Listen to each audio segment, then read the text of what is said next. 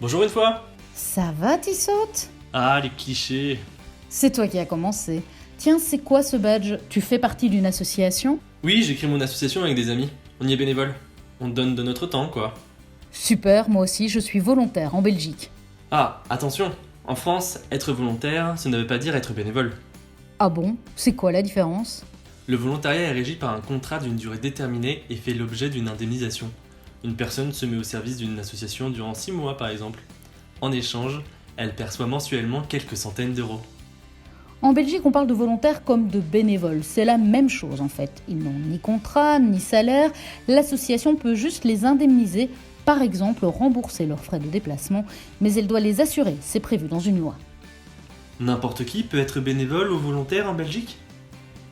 Les personnes qui reçoivent un revenu de remplacement comme les chômeurs, les gens qui dépendent de la mutuelle ou du CPS, le CCAS comme vous l'appelez en France, eh bien ces personnes-là doivent d'abord demander l'accord de l'organisme qui les paie avant de se mettre au service d'une ASBL.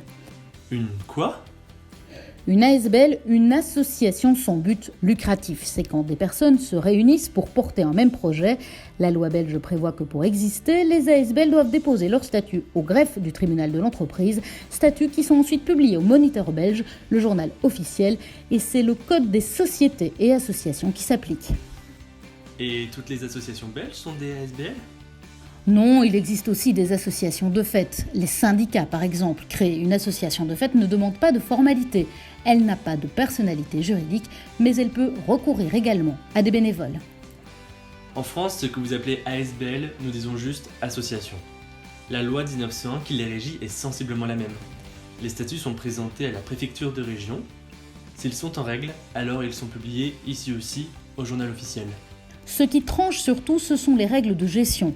Elles sont beaucoup plus contraignantes en Belgique. Par exemple, une association doit chaque année déposer ses comptes au greffe du tribunal et ils sont scrupuleusement passés au crible. Les frais de publication ou de modification de statut sont également plus importants. Et il y a beaucoup d'assos chez toi ? 4000 ASBL sont créés chaque année en Belgique et il y en a environ 150 000 en tout. En France, on en dénombre plus d'1 million.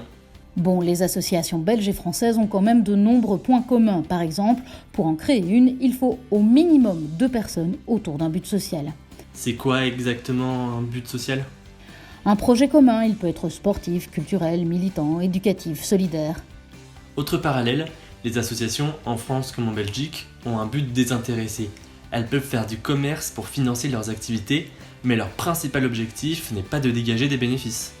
Exact. Tous les fonds réunis par une association servent à soutenir le projet, à défendre une cause et en aucun cas à enrichir les fondateurs ou les membres de l'association. Dans nos 2 pays comme dans l'Union européenne, la loi protège la liberté d'association. C'est un droit fondamental des citoyens. Au final, il y a donc quelques différences entre la Belgique et la France. Mais surtout beaucoup de similitudes, dont l'envie de s'investir avec d'autres dans des projets motivants et bénéfiques pour la société. À plus! A plus!